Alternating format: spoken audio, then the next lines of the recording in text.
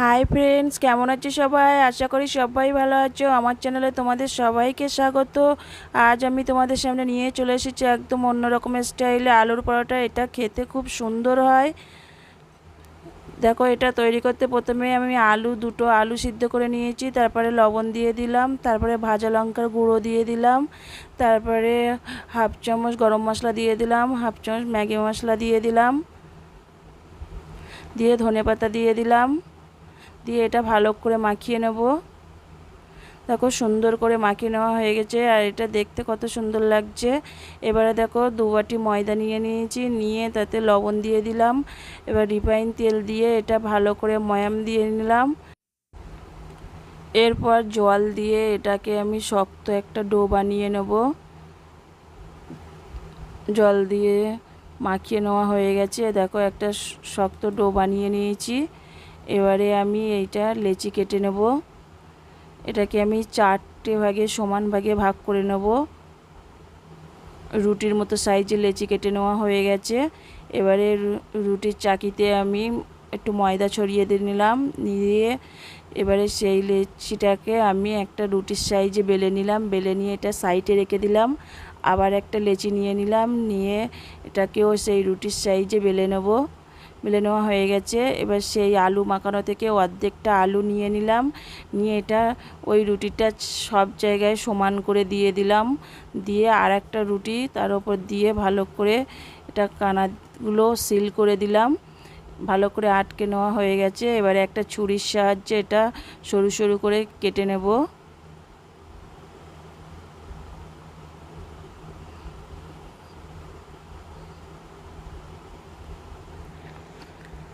কেটে নেওয়া হয়ে গেছে। এরপরে আমি একটা ভাগ নিয়ে রোলের মতো করে এটা গুলিয়ে নেব।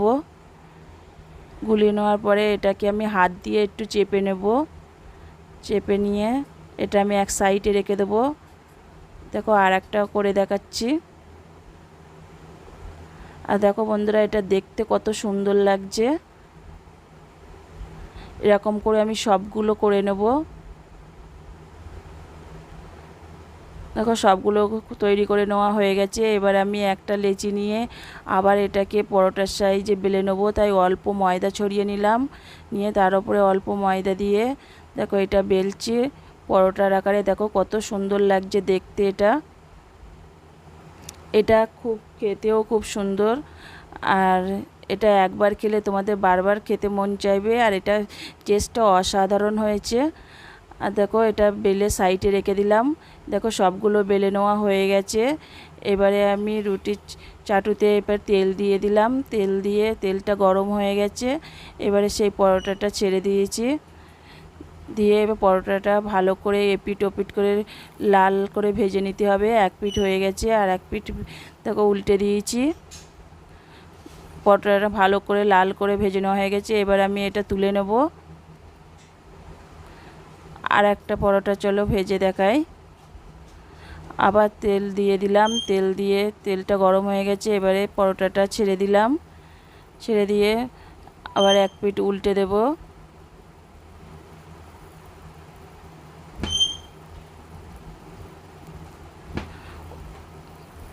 উল্টে দেওয়া হয়ে গেছে। আর দেখো, এটাও তুলে নিচ্ছি। এইভাবে সব পরোটাগুলো ভেজে নিয়েছি। আর দেখো, দেখতে কত সুন্দর লাগছে। আর এটা খেতেও খুব সুন্দর। যদি এই ভিডিওটি ভালো লাগে তাহলে লাইক